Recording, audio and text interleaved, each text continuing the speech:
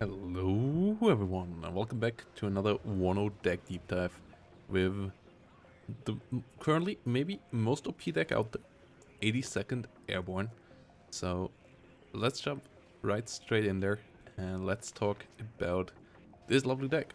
As we start on the supply tab, where you get decent stuff with the supply helicopters. Chinook 1 coming out there with 3000 supply for 80 point, that's really good. And the M35s here with 500 supply, 420 points standard. And you get a standard little CV here with the Humvee. Only 2 availability is a bit painful, but the OE, the helicopter, unfortunately, too easy to kill. They at least have 6 hit points, but no real armor, so they still die to most artillery 1 hits, which is a bit painful as well. If they would have at least 1 frontal armor, so that would be a bit helpful, or if they would be 3 availability, but it's a leader with 4 deploy, so it's okay. It can help out in the start, getting you a couple of extra points, and we get our other leaders in the infantry and the tank tab, so we have 6 leaders still, so it's not the biggest problem.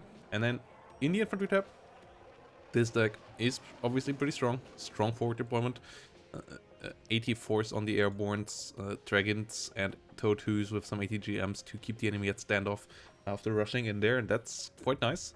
And the airborne engineers and engineer flash, decent CQC units as well. Not the most amazing. Against anything with special forces, you still gonna be careful with your infantry, but against all the standard ones, especially thanks to some decent veteran C-curves here, these guys also can fight nicely. They have good weapon loadout, double M240B, gives you pretty good firepower, so the airbornes here can take decent fights.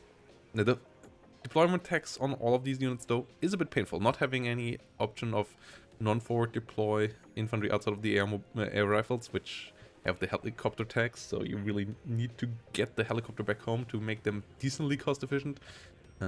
So yeah, infantry is solid, but it's not the most amazing out there. Like the Soviet 35th, for example, of the Spetsnaz, in my eyes, slightly better on the high end, though the airbornes beat the normal Dezhantniki on the other hand. So yeah, middle of the bunch. Artillery tab, we get some smoke mortars here. You also could take these guys actually, which they have a decent rate of fire as well, but the mortars pop it a bit faster.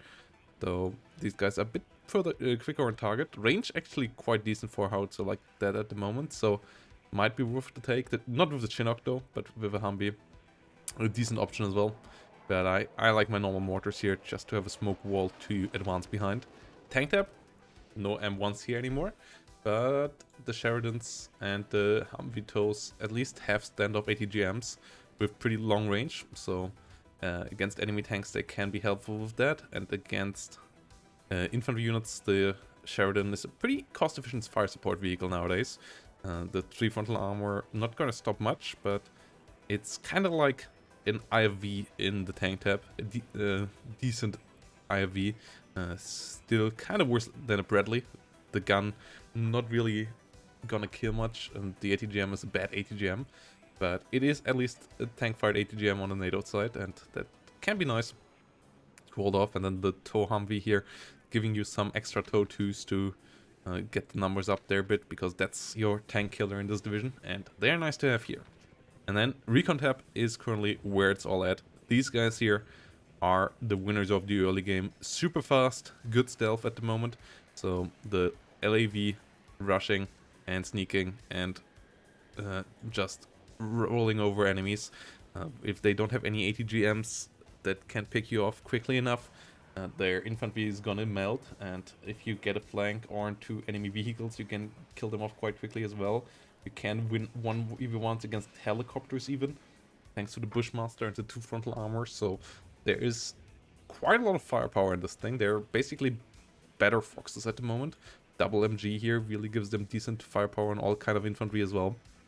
Up next to the Bushmaster, they get a bit closer, so yeah, really strong unit at the moment. The forward deploy ACAF here, pretty solid as well. No ATGM though, which would make that unit a lot better, but it's still nice to have recon support, fire support tank on top of the labs. So decent mobile stuff here. LRS for the scouting part. The airborne scout not half bad either. You have some 84s there, but you don't really need them as you have other forward deploy options with good AT around. AA pretty strong as well. Forward deploy Avengers can lock down enemy helicopter play completely early on, which is nice. Can be pretty nice to help out against planes as well with the rapid fire stingers if the enemy gets too close, especially as they come on one wet, so they at least have a and they have a pretty low aim time in general already, and that makes it even lower. So yeah, the stinger post here with great accuracy and so on. Avengers really doing a good job there. Strong little unit here. Absolutely enjoying these guys. And the normal stingers, yeah, decent to push forward with your infantry, pop into houses. The OHC and the Vulcan at the moment not that great, so this is what it is at. And it's good enough to keep your ground covered, as it's mostly anti-helicopter play, whilst in the air you have yourself covered with the air tab. And the helicopter tab, pretty important as well. Apache still strong against tanks. ATAS and Heavy Hawks still decent in supporting ground units, and the ATAS also coming out early on, dealing with some helicopter on the side if necessary. The Stinger post here also pretty strong. And the Heavy Hawk actually still some relatively hard-hitting rockets in comparison to some other units, and also relatively cheap to resupply, or like really cheap to resupply. So Heavy Hawk, pretty good helicopter there, and then the Apache is really there to kill enemy tanks and help out with any push once you clear the air superiority, so that the enemy can't just run the mounted fighters.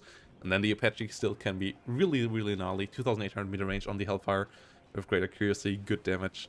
Makes them quite nice. And then we come to the second creme de la creme after the recon tab, the air tab, with strong air superiority with Eagles and Phantoms. And then pretty good ground attack as well.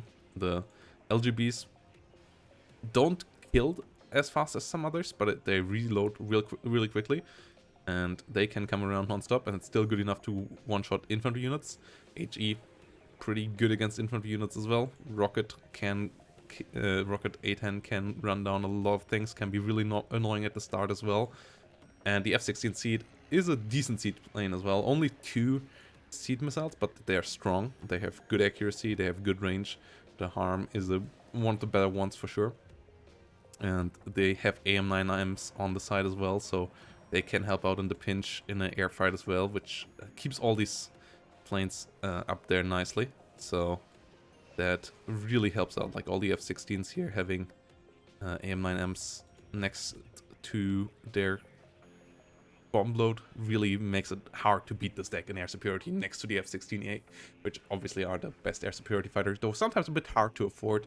But even bringing a Phantom together with 2 F-16s onto the front line means that the enemy will have to at least send 2, usually 3 air superiority fighters to really effectively deal with it, and that's quite nice. So a pretty interesting deck, and really playing around the forward deploy obviously at the moment, and that's pretty strong.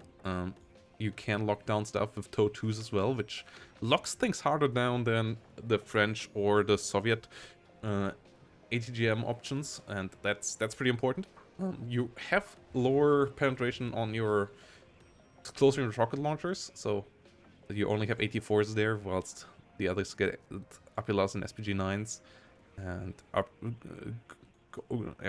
good other RPGs, so that's the one weakness that you have. But your tank tab is better than what you currently get in 35th, for example, and it's all still nicely forward deploy, and you really have good support everywhere outside of artillery. And really, this deck at the moment in ranked can be such a nuisance to deal with, so highly recommend playing it if you want to be the aggressor early on and then have some quick and mobile play. Especially the LAVs at the moment, so strong. I'm not the greatest user of them, but we're gonna see how it goes in the next game on the channel. And they are really strong. I have lost against them a couple times now, and I have seen them in some tournaments plays as well. They just absolutely shred. So yeah, if you want to have some fun with some agile, quick stuff, check out the 82nd, guys. And with that said, thanks for watching. Hope to see you next time. Bye bye, and have a great day.